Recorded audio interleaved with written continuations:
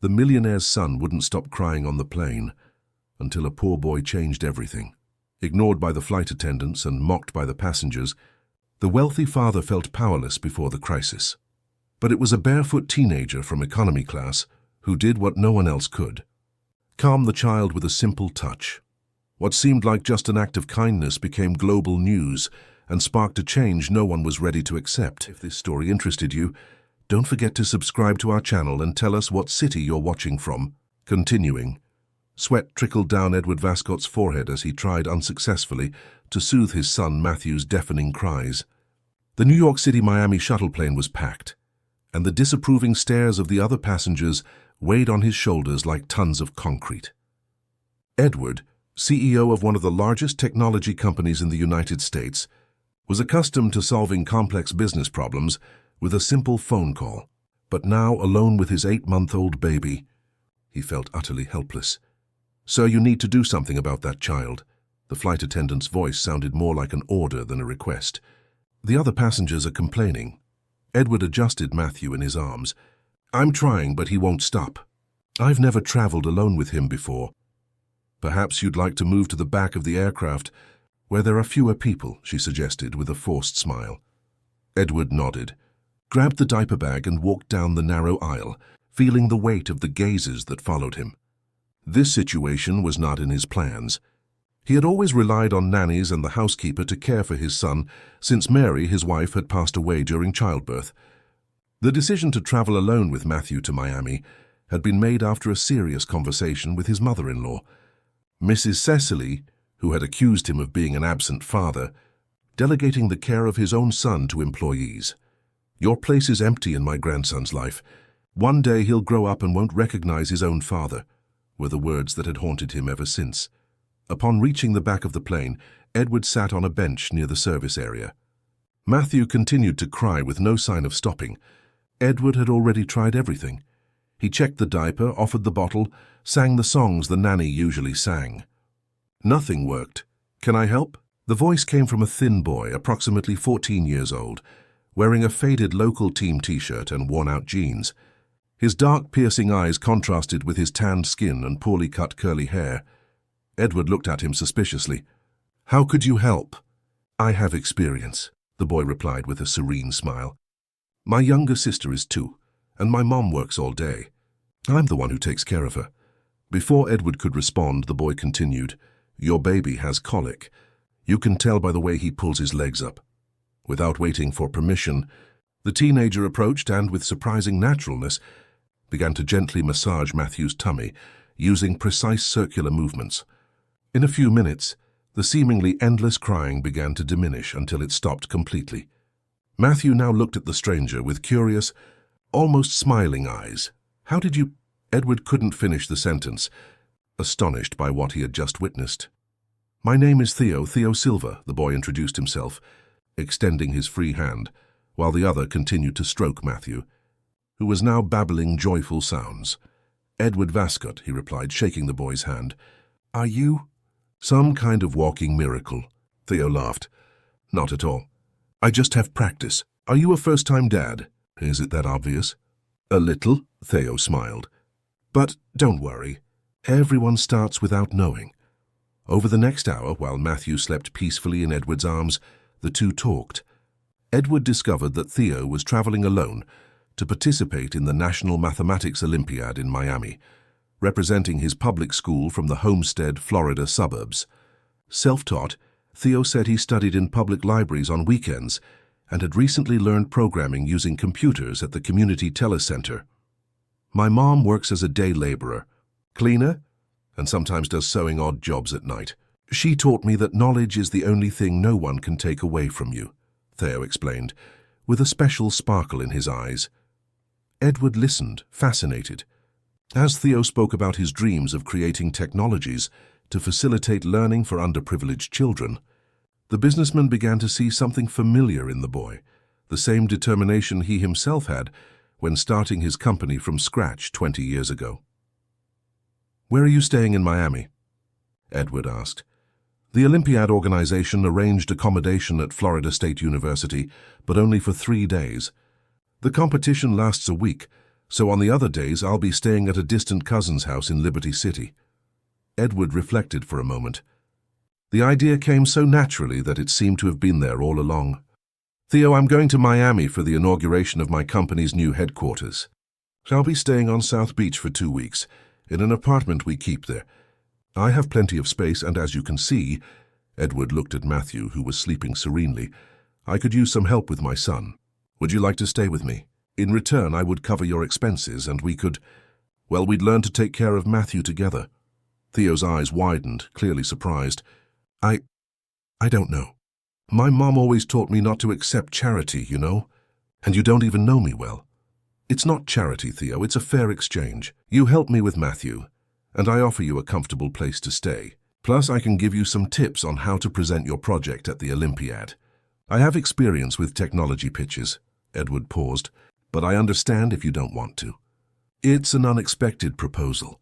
Theo looked out the plane window, watching the passing clouds. For a moment, Edward saw something change in the boy's gaze, a mixture of caution and hope. Can I think about it until we arrive? And I'd also need to talk to my mom on the phone. She'd be worried if I changed plans without telling her. Of course, Edward agreed. We have time.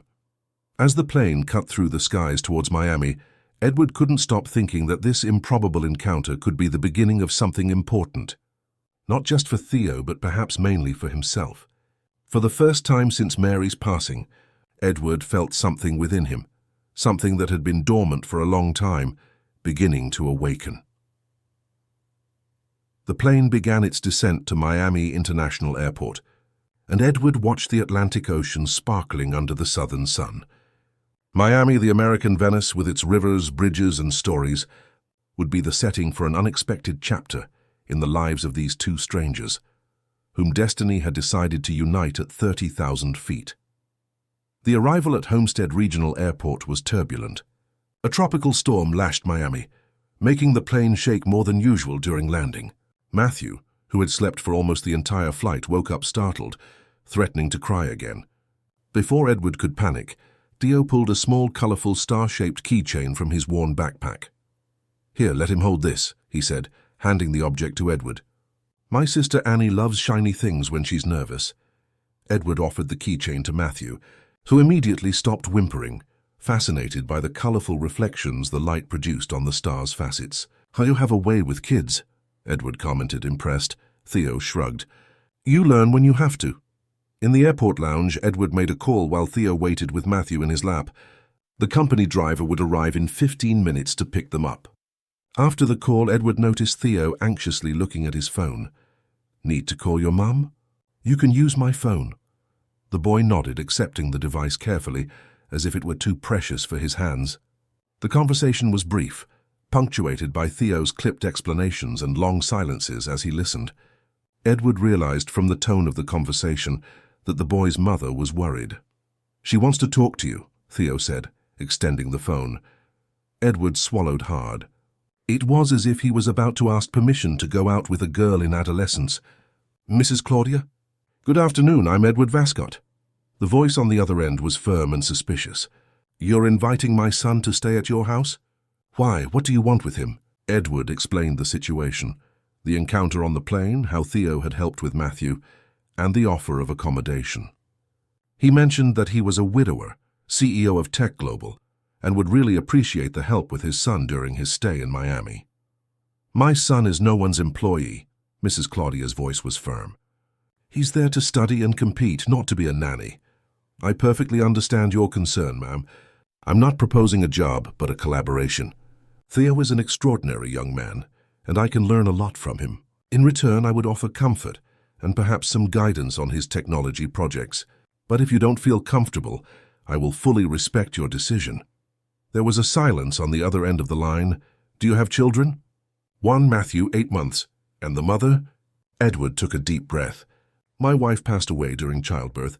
Another silence. If my son agrees to go, you call me every day. And on the weekend, I want him to come home. Agreed. I can even send a driver to pick you and your daughter up to visit us if you prefer. I don't need charity, she replied quickly. But I appreciate the offer. Hand the phone back to Theo. After a few more minutes of conversation, Theo hung up, a shy smile on his lips. She said yes. Great. Edward smiled, genuinely relieved. Our car has arrived. Shall we go? The apartment was on the 15th floor of a luxurious building on Ocean Drive, with panoramic ocean views. Upon entering, Edward noticed the stark contrast between the luxury of the place and Theo's astonished expression, who seemed afraid to touch anything. You can stay in this room, Edward said, showing a spacious room with a king-size bed, walk-in closet and private bathroom. It has air conditioning, a TV, and that door over there leads to a balcony with an ocean view. Theo placed his small backpack on the floor, unsure how to react. This is bigger than my whole house, he murmured, more to himself than to Edward. That night, after dinner delivered by one of the city's best restaurants, Edward discovered that Theo was more than a math prodigy. The boy had an intuitive understanding of technology that impressed even someone accustomed to dealing with the country's best programmers. I'm developing a math app, Theo explained while helping Edward bathe Matthew. His skillful hands held the baby firmly as he continued to speak. The idea is to adapt the exercises according to each student's performance. In public schools, a teacher has to attend to 40 students at the same time, so it's hard to personalize teaching. Edward dried Matthew, fascinated by the clarity with which Theo expounded his ideas. And you've already started programming this? Yes, but I can only work on weekends when the telecenter isn't so crowded. My code is stored on a flash drive. Theo smiled, suddenly seeming shy. It's just a project. I'd love to see it tomorrow, Edward said, genuinely interested. I have an extra laptop at the company office. You can use it during your stay here. The next day, while Edward participated in the inauguration ceremony of Tech Global's new Miami headquarters, Theo stayed in the apartment, taking care of Matthew. When Edward returned in the late afternoon, he found the baby sleeping peacefully and Theo concentrating on a notebook. How was your day? Edward asked, placing his briefcase on the table. Great. Matthew only cried once when he was hungry. He really liked the mashed potato and carrot I made. We also took a walk along the boardwalk. He loved seeing the ocean. Edward felt a pang of guilt. He had never taken his son to see the ocean, despite living just a few miles from the San Diego beach. Thank you, Theo. Seriously. It was a pleasure. And I took the opportunity to review some calculations for tomorrow's Olympiad. In the following days, Edward rearranged his schedule to accompany Theo to the National Mathematics Olympiad. Sitting in the audience with Matthew in his lap, he watched the young man solve complex problems with impressive ease. When Theo placed among the top 10, Edward felt an inexplicable pride. At the awards ceremony, as the boy received his medal, Edward realized that something had changed within him. That teenager, with his simplicity and brilliance, was teaching him much more about life and about being a father than any course or book ever could. On the last night before Theo's return home, Edward prepared a special dinner ordered from the boy's favorite restaurant, a simple place that served the best dried meat with cassava in the city, according to Theo. I have a proposal for you, Edward said as they served dessert. I know it might sound crazy, but I'd like you to think about it. Theo looked at him, curious. I'd like to invite you and your family, your mother and your sister, to move to New York City. You could study at an excellent school, with all the necessary resources to develop your potential. Your mother could work at one of our companies if she wanted, or just focus on taking care of you. And, of course, you would help me with Matthew, as you have these past few days. Theo's face went through various emotions: surprise, confusion, hope, distrust. Why would you do that? You barely know me, Edward reflected for a moment before answering. Because in these few days, you've taught me more about being a father, about human connection, than I've learned in years managing companies. And because your talent is exceptional, Theo, it would be a waste for this country not to invest in someone like you. Theo lowered his gaze to his now empty plate. I don't know if my mom would accept. She's very proud. I understand. That's why I'm not offering charity. I'm proposing a fair exchange. You would continue helping me with Matthew. Your mother would have a dignified job and everyone would gain a new opportunity. I need to talk to her in person, Theo finally said, looking up. But, thank you, truly. The next morning, when the driver arrived to take Theo back to Homestead, Florida, Edward and Matthew accompanied him.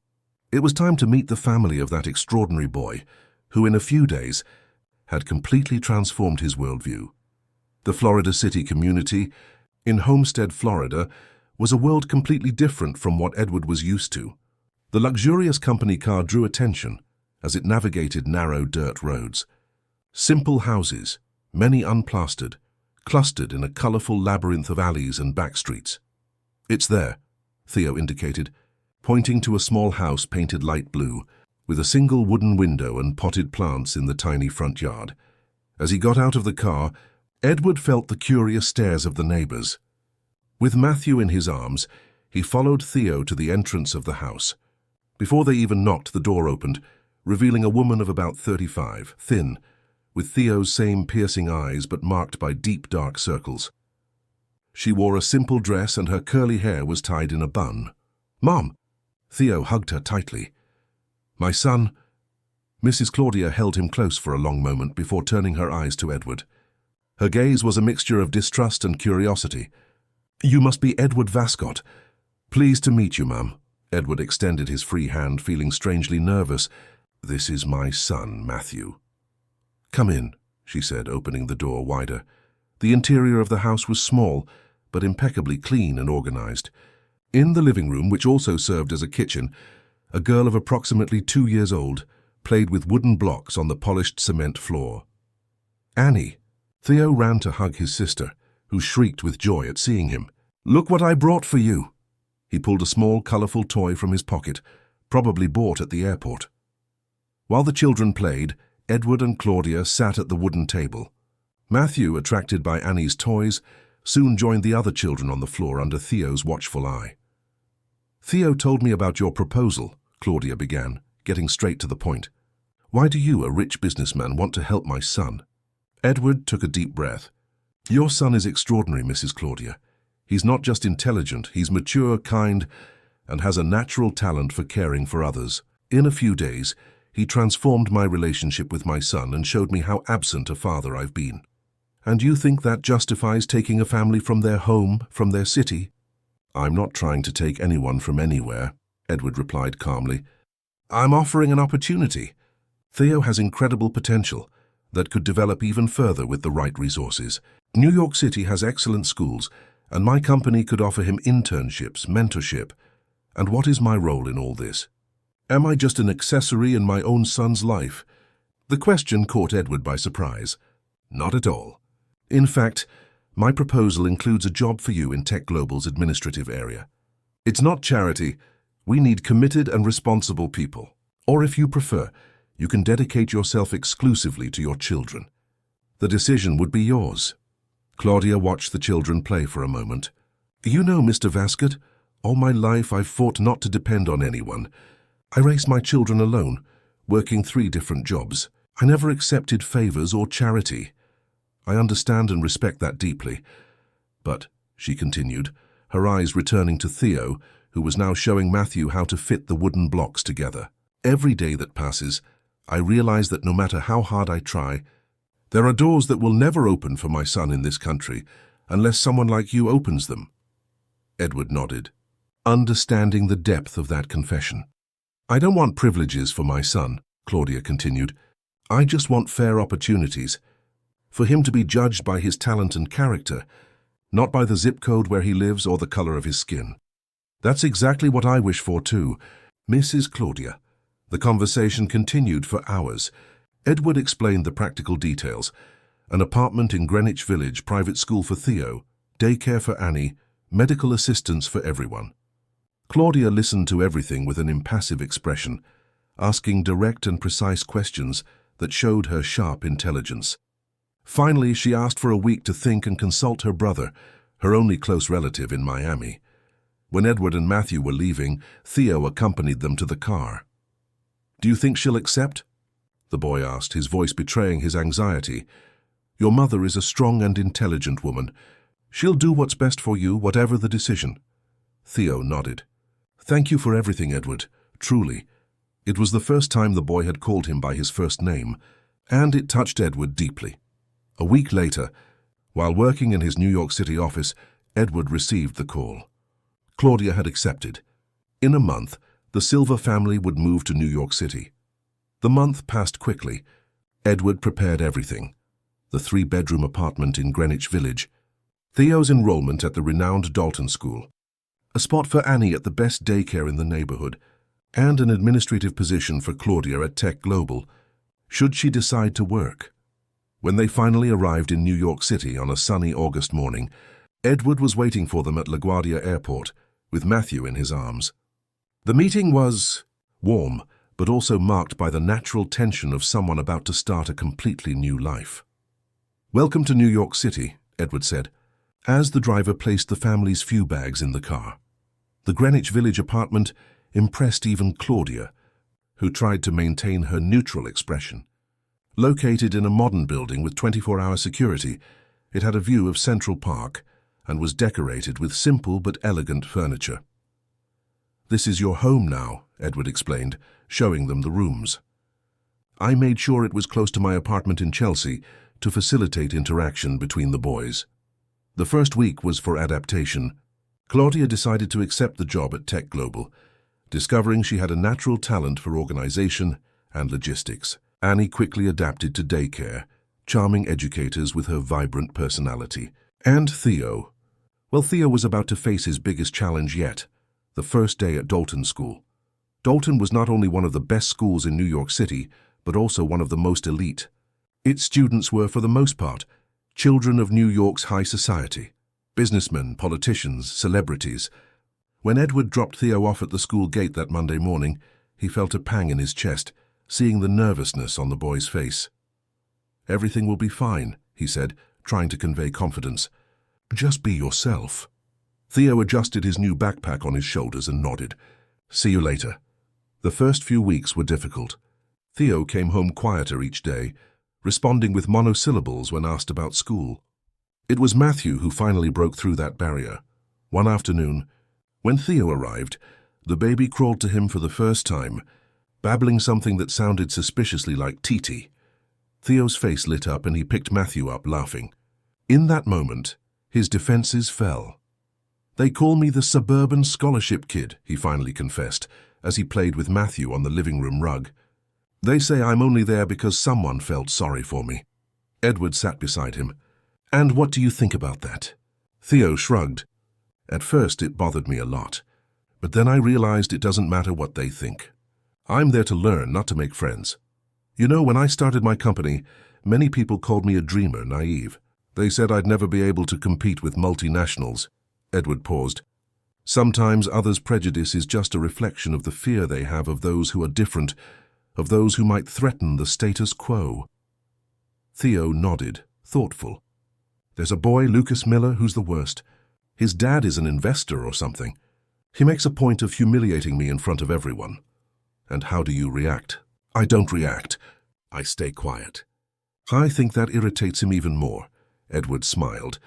"You know what they say? Success is the best revenge." The next day, Edward was called to the school. The math teacher wanted to talk about Theo.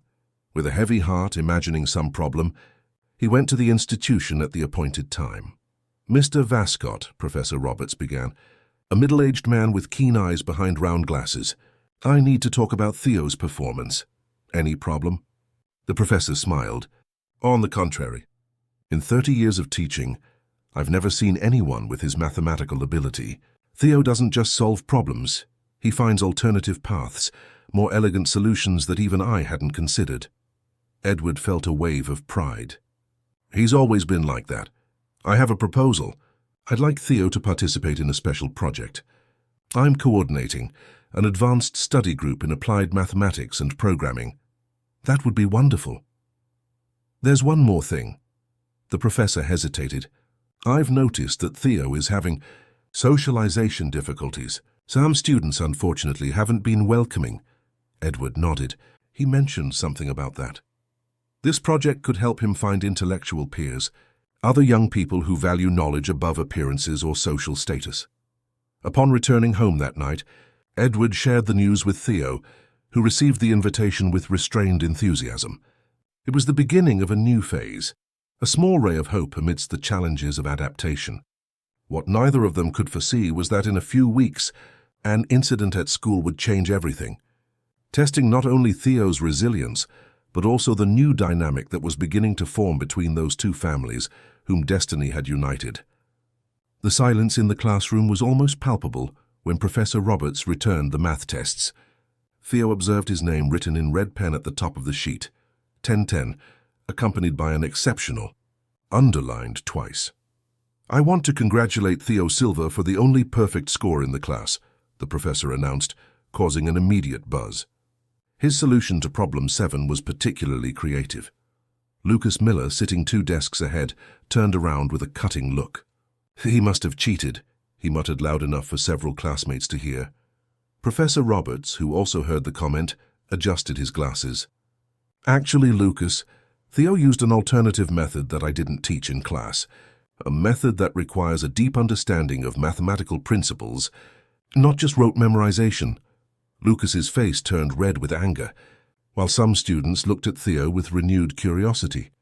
At the end of class, as he put away his materials, Theo was surprised by a girl with curly hair and colorful glasses.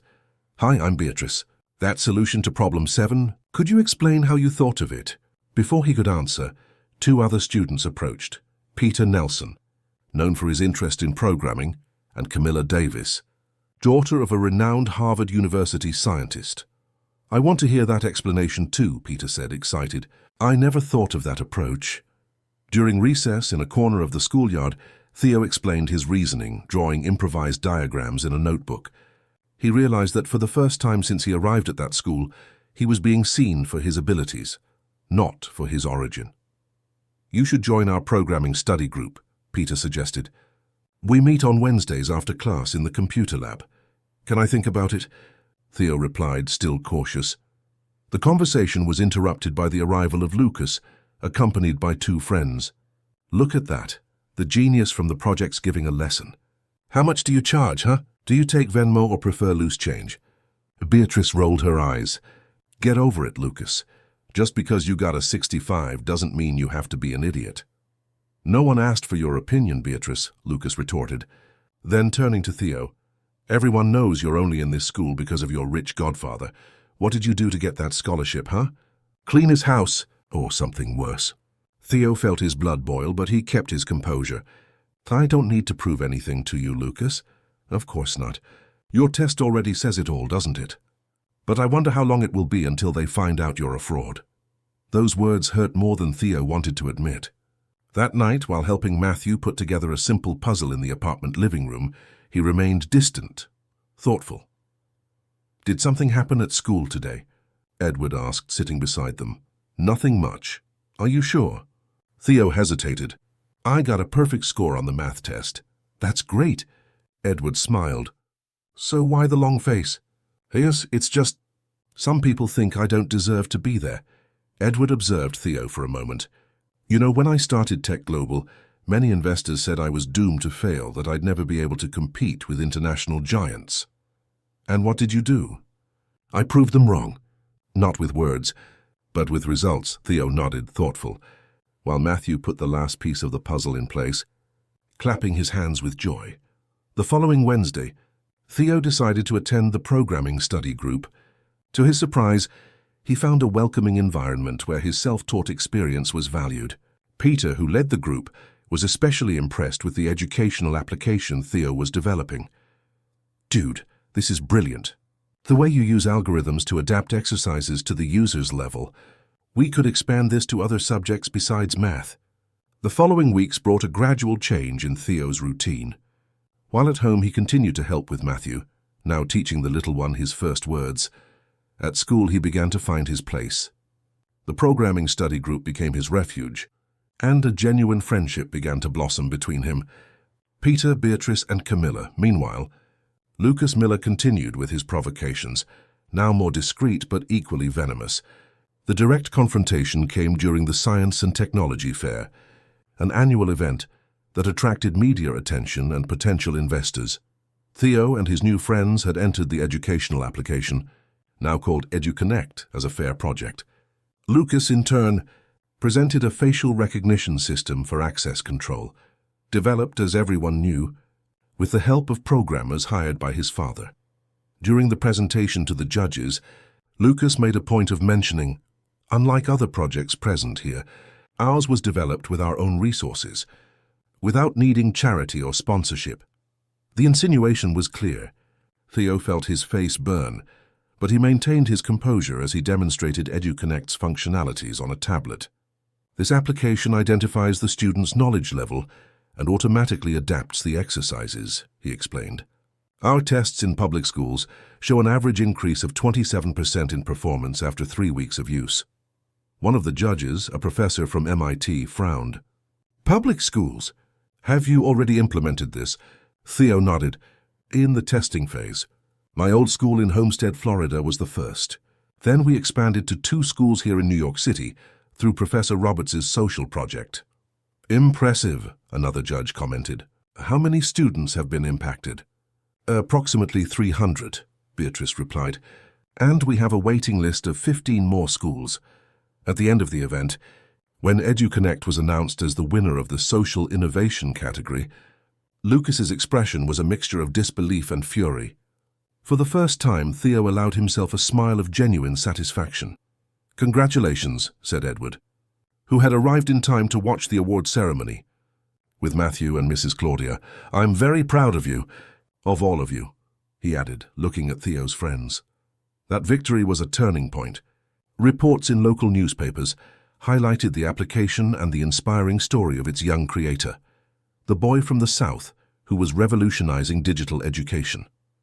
Tech Global, through its social responsibility program, offered support to expand the project, and Edward assigned a small team to work under Theo and his friends' guidance. At home, the dynamic between the families also evolved. Mrs. Claudia, initially reserved, had now taken on an important role in Tech Global's logistics department, revealing an administrative talent that surprised even herself. Annie, at 3 years old, frequently called Matthew little brother, to everyone's delight. And Theo, though still dealing with occasional prejudice, walked with more confidence, certain of his worth. The true test of this transformation came on an ordinary afternoon, 6 months after the move to New York City. Edward, who had begun to dedicate more time to family and less to work, had taken everyone, Theo, Claudia, Annie, and Matthew, for a picnic in Central Park. While the children played under Theo's supervision, Edward and Claudia talked sitting on a blanket spread on the grass. I never imagined my life could change so much in such a short time, Claudia confessed, watching her children from afar. For the better. I hope, Edward replied, without a doubt. But what impresses me most is not the material comfort. It's seeing Theo flourishing, using his talent to help other children like him. Edward nodded. He has a natural gift for teaching. Matthew learns everything much faster with him than with me. Claudia smiled. Theo has always been like that, even with Annie. He has patience, knows how to connect. She paused, as if carefully choosing her words. Thank you, Edward. Not just for what you've done for us, but especially for respecting our dignity. For never treating us like a charity project. You were never that to me, Edward replied sincerely. If there's gratitude here, it's mine. Theo taught me to be a father. He brought life back to my home after Mary. Edward didn't complete the sentence, but it wasn't necessary.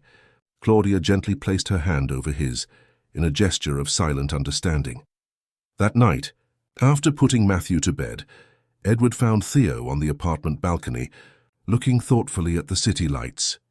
A penny for your thoughts, Edward said. Joining him, I was thinking about EduConnect. I had some ideas to improve the teacher's feedback system. Tell me more. As Theo explained his ideas, Edward realized how much that boy had matured in recent months. He was no longer just the shy boy from the plain. He was a young visionary, determined to use his knowledge to transform the reality around him. You know, Edward interrupted, I think it's time to formalize your position at Tech Global. The work you've done with EduConnect deserves formal recognition. I'm thinking of creating a special role for you, something like Junior Coordinator of Educational Innovation. Of course, with reduced hours so it doesn't interfere with your studies. Theo's eyes widened. Are you serious? Completely. With a salary and everything. What do you think? I don't know what to say. Say yes, Edward smiled. And start thinking about how we're going to turn EduConnect into a national platform. That night, as the city slept outside, a new seed of hope germinated. What began as a fortuitous encounter on a plane was transforming into something much larger, an improbable partnership that challenged prejudices and rewrote destinies. 2 years passed. EduConnect was no longer just a school application. It had become a complete educational platform, present in over 500 public schools across the country. Theo, now 16, divided his time between his studies at Dalton, where he had become one of the most respected students, and his formalized role at Tech Global. One sunny Saturday morning, while working on new functionalities for the application in the office Edward had set up especially for him at home, Theo received a call that would change everything. "Hello?" he answered, balancing the phone on his shoulder as he typed. "Theo?" The voice was Professor Roberts. "I have important news.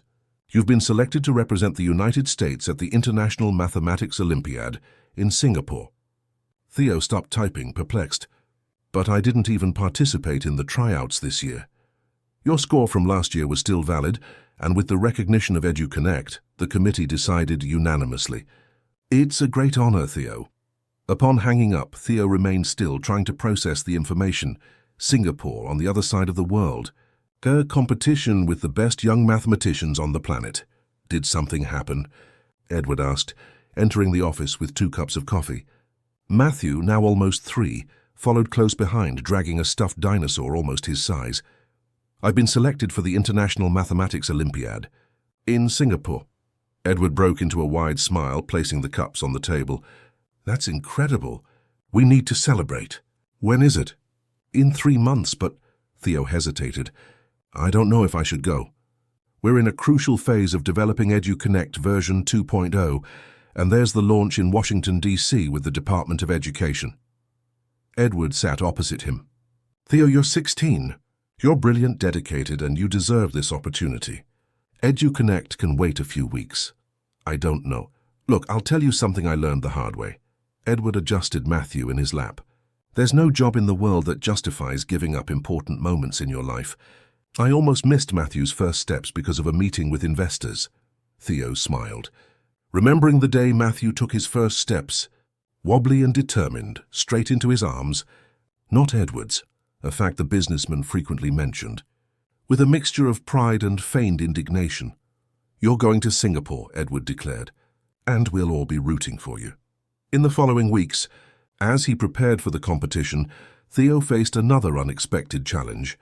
Mrs. Claudia, who had been complaining of extreme fatigue, finally agreed to have a full medical checkup. The diagnosis was not good: severe anemia and early renal insufficiency, the result of years of overwork and neglected self-care. "It's nothing serious," she insisted, as they waited in the doctor's office for the results of the latest tests. "I just need vitamins and rest." Theo held her hand, trying to hide his concern. "Of course, Mum, but we're going to follow all medical recommendations, okay?"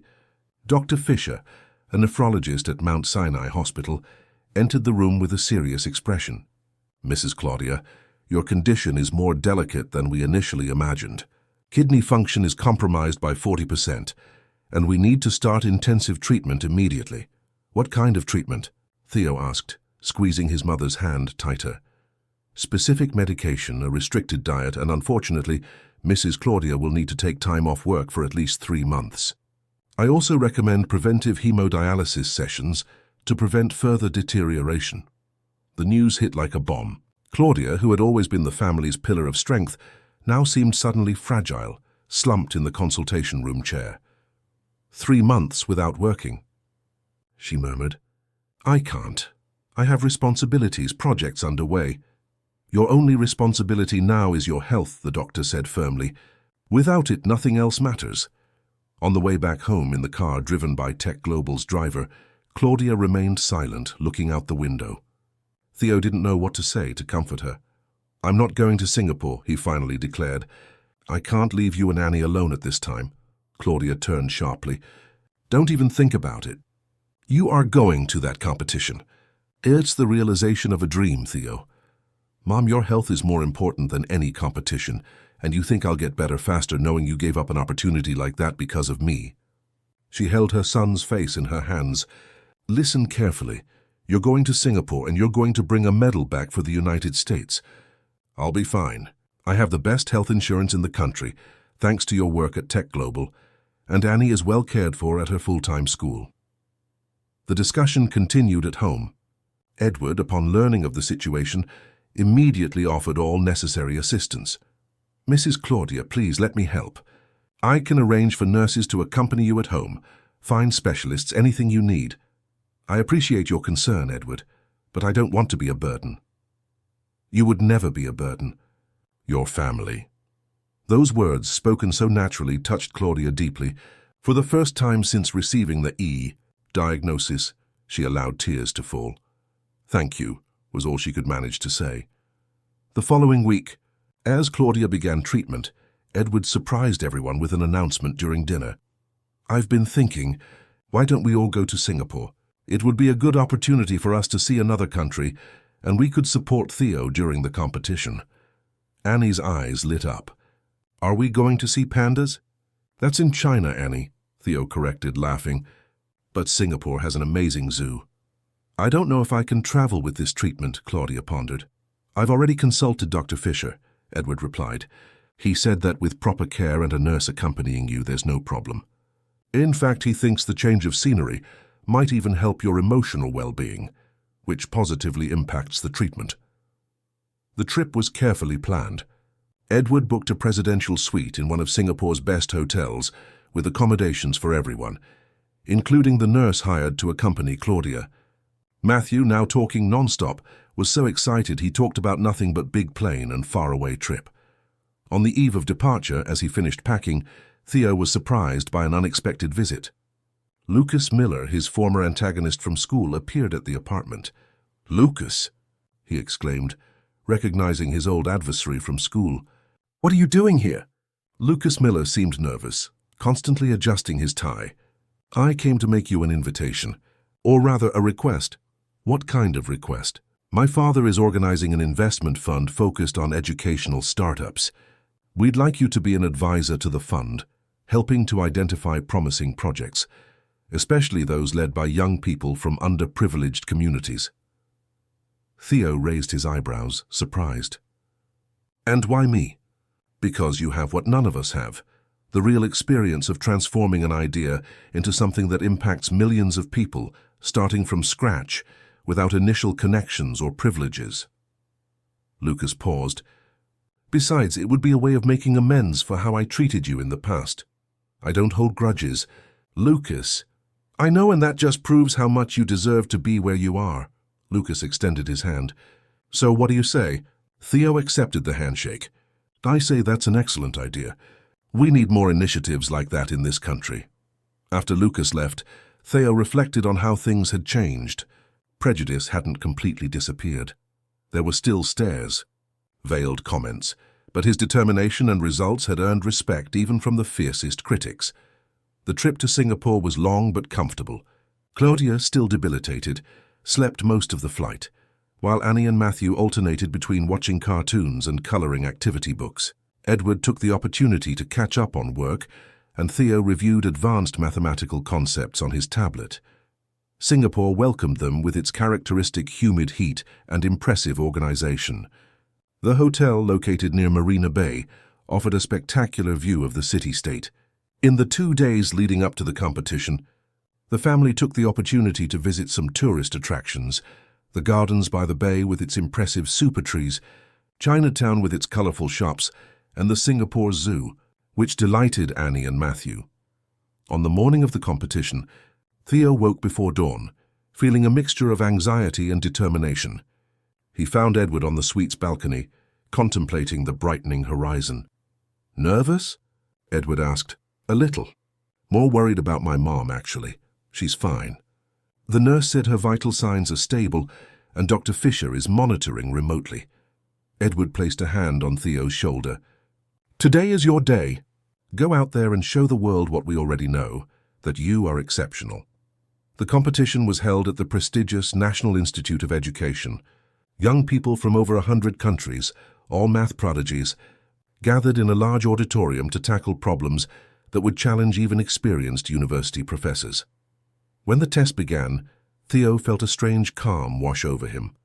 The problems were complex, But as he delved into them, the outside world disappeared.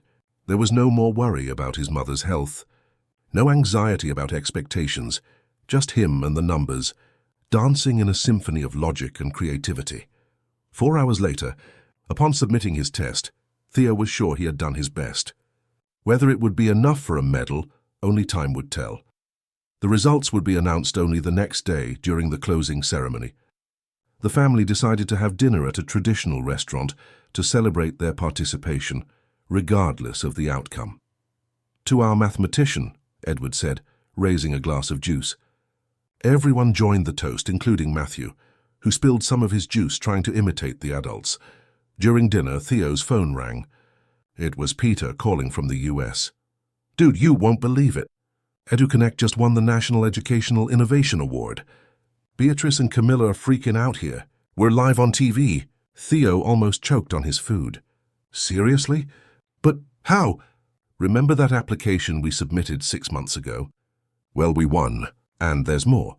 The Department of Education wants to implement the platform as a pilot project in all federal schools in the country." The news was unbelievable. As Theo shared the news with his family, Edward received a call from Tech Global's vice president, confirming the information and adding that several international companies had already expressed interest in partnerships. "Looks like you're going to come home a celebrity, regardless of tomorrow's result," Edward commented. "Genuinely proud. It's not just my merit," Theo replied. "EduConnect is the result of teamwork. Peter, Beatrice, Camilla, everyone contributed enormously." "This humility," Claudia commented, "is what makes me most proud of you, son. Your talent is extraordinary, but your character is even more admirable." That night, lying in the luxurious hotel bed, Theo reflected on the journey he had taken. From a poor boy from Homestead, Florida, to a young entrepreneur representing the United States in Singapore, life had changed dramatically in just 2 years. But his values remained the same: hard work, gratitude, and the desire to give back to society the opportunities he had received. The Olympiad's closing ceremony, held at the majestic Esplanade Theatre, brought together participants, families, and authorities from various countries. When the announcement of the medalists began, Theo instinctively squeezed his mother's hand, and the gold medal with a perfect score on all problems, a very rare achievement in this competition, goes to Theo Silva from the United States. The auditorium erupted in applause.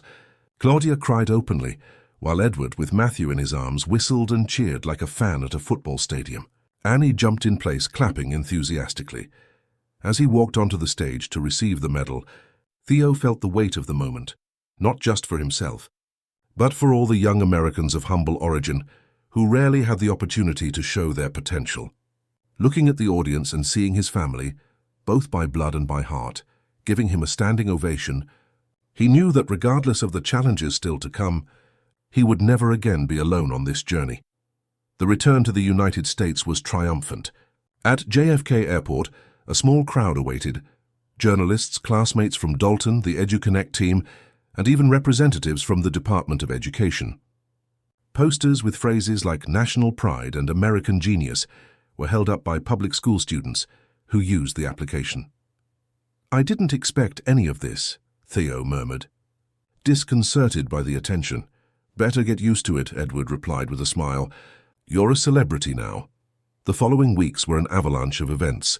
The gold medal at the Olympiad, combined with the National Innovation Award, projected Theo and EduConnect into the center of discussions about education in the country. Invitations for lectures, interviews on television programs, meetings with politicians and businessmen, his schedule was always full. Amidst all this commotion, Theo remained focused on 2 priorities: his studies and his mother's health. Claudia, although still undergoing treatment, showed consistent signs of improvement. Doctors were optimistic, predicting full recovery in a few months, provided she continued to rigorously follow medical recommendations. "Did you know some people on the internet are calling you the algorithm kid?" Beatrice commented during an EduConnect team meeting, showing an article on her tablet. "Please tell me that's not going to stick," Theo groaned, making everyone laugh. The team was gathered at Tech Global's headquarters to discuss the national expansion of the application. What began as a school project had transformed into an initiative, That already impacted over 1 million students across the country. The Department of Education wants to implement EduConnect in all federal schools by the end of the year, explained Peter, now the project's technical director, although still attending high school with Theo. That means at least 2 million more users. And we have international interest too, added Camilla, responsible for strategic partnerships. Argentina, Colombia, and Portugal have already expressed interest in adapted versions. As they discussed the next steps, Edward entered the meeting room accompanied by a man in a suit whom Theo didn't know. "Sorry to interrupt," Edward said. "Theo, this is Richard Maxwell, chairman of Tech Global's board of directors. He'd like to speak with you." Theo stood up, extending his hand. "Pleased to meet you, sir." "The pleasure is all mine," Richard replied with a warm smile. "I've been following your work with great interest. What you've accomplished in such a short time is impressive. Thank you, but I didn't do anything alone. I have an incredible team." "Exactly the kind of answer I expected." Richard exchanged a meaningful look with Edward. "Humility and recognition of teamwork. Rare qualities these days, especially in someone so young and talented." Edward cleared his throat. "Well, actually, we came here for a specific reason." "Richard, please." The older executive nodded. "Theo, Tech Global's board of directors has unanimously voted to offer you a formal position in the company, not just as a project coordinator, but as Director of Educational Innovation, with a 5% equity stake." An astonished silence filled the room. Beatrice dropped her tablet, which fortunately landed on a document folder. I don't know what to say," Theo stammered, genuinely shocked. "I'm only 17. "Age is just a number," Richard replied. "Mozart composed his first symphonies at 5. Mark Zuckerberg founded Facebook at 19. What matters is talent, vision, and execution ability, and you've demonstrated all three in abundance. It wouldn't be a token position," Edward added. "You would have real responsibilities, an entire department under your leadership. Of course, you'd continue your studies. In fact, we're thinking of a partnership with Harvard University for a personalized academic program, which would allow you to balance university and work." Theo looked at his friends, who seemed as surprised as he was. "What about the EduConnect team?" Peter, Beatrice, Camilla, everyone contributed as much as I did. "They would also receive official positions if they wish," Edward replied. "The project would continue to be developed as a unit, but now with much more resources and reach." "I need to think," Theo finally said, "and talk to my mom." "Of course," Richard agreed. "Take all the time you need. It's an important decision." That night during dinner at home, Theo shared the proposal with Claudia. Matthew and Annie played in the living room, under the care of the nanny while the adults talked in the kitchen. 5% of Tech Global. Claudia shook her head, incredulous. "That must be worth—" "Millions," Edward completed, who had joined them for dinner. "Potentially tens of millions, depending on the company's valuation in the coming years." "But it's not about money," Theo interrupted. "It's about responsibility. Will I be ready for it? And school? University. Son, if there's anyone capable of balancing all that, it's you," Claudia said, holding his hand. "Since you were little, you've always been determined and organized. Remember when you were 10 and set up that schedule to study, take care of the house, and still tutor the neighborhood kids?" Theo smiled at the memory. "But this is different, Mom. It's a big company with thousands of employees." "You wouldn't be alone," Edward observed. "You'd have mentors, an experienced team, all the necessary support." Claudia studied her son for a moment. "What does your heart say?" Theo took a deep breath. "That I want to accept. That I can make a difference on a much larger scale.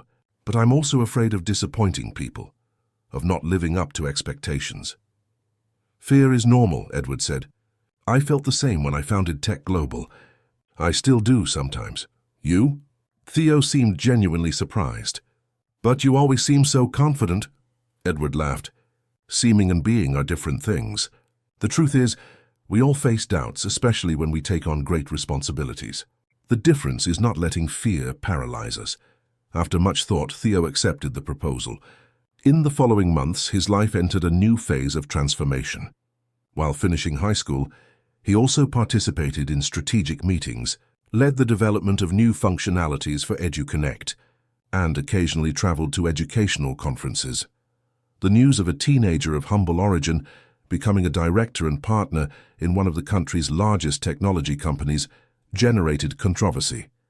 Some media outlets insinuated that it was just a marketing ploy by Tech Global.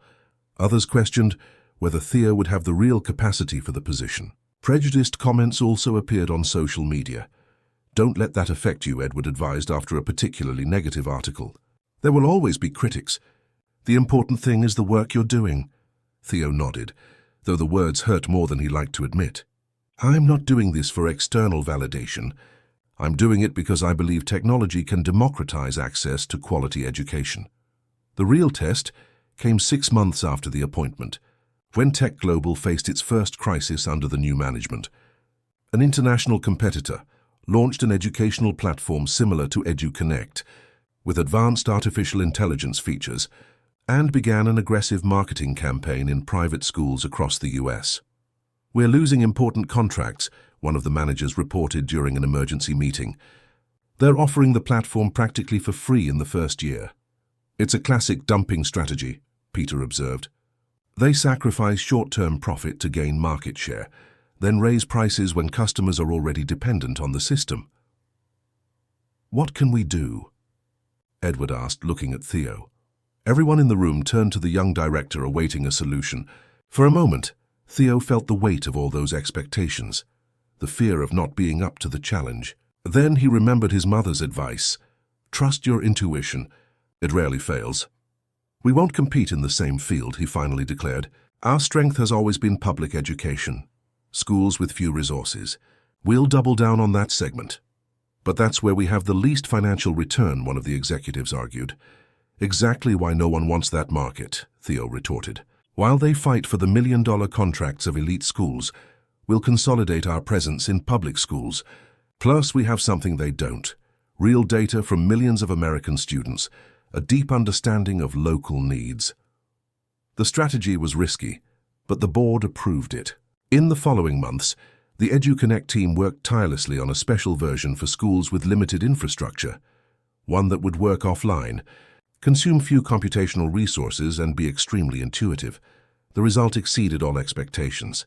While the international competitor gained part of the elite market, EduConnect became practically a national standard in the public network. The Department of Education, impressed with the learning results, signed a 5-year contract for implementation in all federal schools and offered incentives for states and municipalities to adopt the platform. "It was a masterstroke," Richard commented during the board meeting, celebrating the results. "Theo transformed what seemed like a disadvantage into our greatest strength." To crown the success, Mrs. Claudia's health improved significantly. Her kidneys recovered almost full function, and she was finally able to stop hemodialysis sessions. Although she still needed to follow a special diet and avoid excessive exertion, doctors considered the case an example of exceptional recovery. "It's as if life is giving us a second chance," she commented during a family lunch, watching Annie, now 5, playing with Matthew in the backyard of the new house they had bought, a spacious but simple residence in a quiet New York City neighborhood. Claudia had insisted she didn't want anything ostentatious, despite the resources they now had. "You deserve every minute of this new life." "Mom," Theo said, hugging her. The following week, Theo would turn 18. Edward planned a special celebration, not just for his birthday, but also for the official launch of the EduConnect Foundation, a non-profit organization dedicated to expanding access to technological education in vulnerable communities. On the eve of the big day, while reviewing his speech for the event, Theo received a surprise visit in his Tech Global office. "Lucas?" he exclaimed, recognizing his former school adversary. "What are you doing here?" Lucas Miller seemed nervous, constantly adjusting his tie. "I came to make you an invitation, or rather a request." "What kind of request?" "My father is organizing an investment fund focused on educational startups. We'd like you to be an advisor to the fund, helping to identify promising projects, especially those led by young people from disadvantaged communities." Theo raised his eyebrows, surprised. "And why me?" "Because you have what none of us have, the real experience of transforming an idea into something that impacts millions of people, starting from scratch, without initial connections or privileges." Lucas paused. Besides, it would be a way of making amends for how I treated you in the past. I don't hold grudges, Lucas. I know, and that just proves how much you deserve to be where you are. Lucas extended his hand. So what do you say? Theo accepted the handshake. I say that's an excellent idea. We need more initiatives like that in this country. The big day arrived. The launch event for the EduConnect Foundation, combined with Theo's birthday celebration, was held at Carnegie Hall in New York City. Authorities, businessmen, educators, and most importantly, public school students who used the platform filled the auditorium. On stage, Theo looked at the audience with a mixture of gratitude and determination. Beside him were the most important people in his life. His mother, recovered and radiant, Annie smiling shyly at the crowd, Edward and Matthew now inseparable, his friends and partners from EduConnect, and even Lucas, symbolizing how differences could be overcome in the name of a greater goal. 4 years ago, Theo began, I was just a boy from Homestead, Florida, studying in public libraries and dreaming of a better future. Today I stand before you not because I am special, but because I had opportunities that many talented young people in our country still do not have. The audience listened in respectful silence. The EduConnect Foundation is born with a simple but ambitious mission: to ensure that no talent is lost due to lack of opportunities. We want to identify, support, and develop the potential of young Americans in vulnerable situations, especially those with an aptitude for science, technology, and mathematics. Theo paused, looking at his mother, who smiled with tears in her eyes. I believe that the true measure of success is not in how much we accumulate for ourselves, but in the positive impact we generate in the lives of others. This foundation is my way of giving back everything I received, not just material resources, but especially trust, guidance, and opportunities. He then turned to Edward. I learned from a great mentor that sometimes a simple gesture of kindness can trigger unimaginable transformations. That's how my story began, with an improbable encounter on a plane, where a baby who wouldn't stop crying ended up uniting two completely different worlds.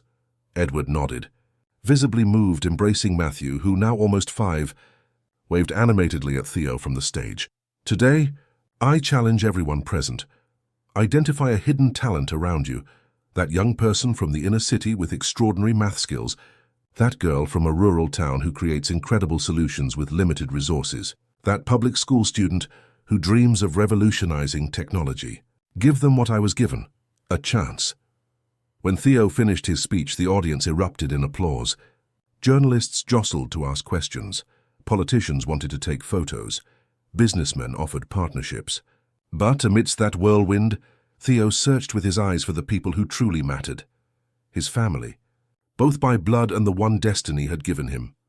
At that moment, as he watched his mother talking animatedly with Edward, as he saw Annie teaching Matthew how to fold a paper airplane, Theo understood that his greatest achievement was not in the awards, the multi-million-dollar contracts, or the public recognition. It was there, in that small circle of affection that had formed from a baby's cry on a plane. The journey had only just begun. The United States still faced immense challenges in education. Inequality still limited the potential of millions of talented young people. But now there was a path, a living example that it was possible to transform realities when fair opportunities were offered. And it all began with a simple act of kindness, a teenager who, despite coming from so little, offered help without expecting anything in return. A powerful reminder that sometimes it is the simplest acts that trigger the deepest transformations. End of story. Dear listeners, we hope Theo and Edward's story has touched your hearts. To continue experiencing emotions like this, we have a special playlist with other inspiring stories of overcoming and transformation. Find it by clicking here. If this narrative of a young American who changed his reality through education and technology touched you, don't forget to subscribe to the channel and leave your like. Every day we bring unique stories that explore the complexity of life and the power of human connections. We await you in the comments to share your impressions of this incredible journey from Homestead, Florida to international stages.